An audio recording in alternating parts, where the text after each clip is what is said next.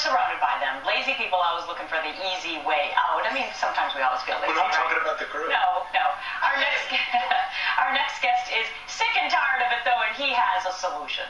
All right, Rory Vaden is the author of this book, Take the Stairs, a New York Times bestseller. What's the point with Take the Stairs? Get off the elevator and the escalator, is that it? Yeah, it is. I think we live in such an escalator mentality world where we're always looking for the shortcut, looking for the easy way, and I think what we discovered really in our work at Southwestern Consulting is that successful people do the things they know they should be doing even when they don't feel like doing them, i.e. take the stairs. Or go to that workout when you're dead tired, right? So talk about sacrifice. That's your first point. Yeah, absolutely. I think what's really empowering about the whole dynamic of self-discipline in the book is that we realize that people who are disciplined, it's not that they like discipline more than the rest of us, but that they actually think differently about it. And so the book presents 7 different ways of thinking. So sacrifice is one of the underlying premises of the whole book. It's called the paradox principle. Right. And what about commitment? Yeah, commitment is, well, here's the thing.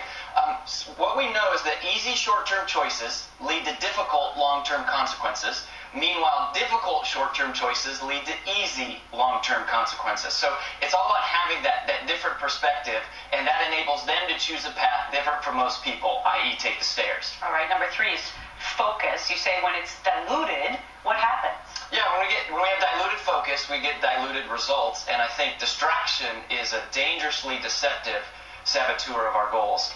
And yet we live in this world of constant distraction, creative avoidance, and procrastination is the most expensive invisible cost in business. And the BlackBerries and the iPhones of the world helping or hurting? It depends on how you use them. I think. And who wants to sponsor your book tour? Yeah, right, exactly. That's exactly right. All right, so you also have integrity and schedule, but then we go down to faith.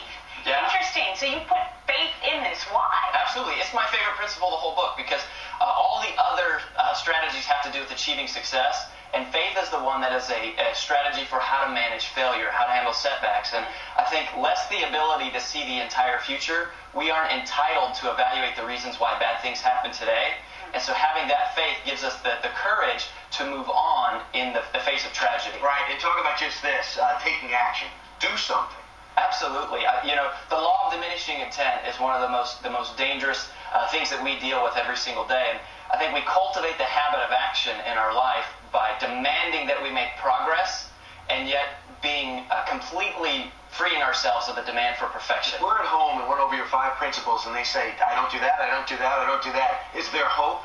Oh, yeah, absolutely, absolutely. I think we often write off the most successful people in the world and say they were always disciplined, they were always that way. Right. But I'm telling you, we coach hundreds of people at Southwestern through this process of understanding that the wealthiest people in the world were often one time very broke, and the most in-shape people in the world were one time often not that healthy. So you can learn how to do this, and self-discipline isn't as hard as we think when we know how to think about it the right way. All right, so check out the book. It's an easy read, and you can follow the 7 steps to achieving true success. Take the stairs. Rory Vaden, great to have you. Yeah, thanks for having me.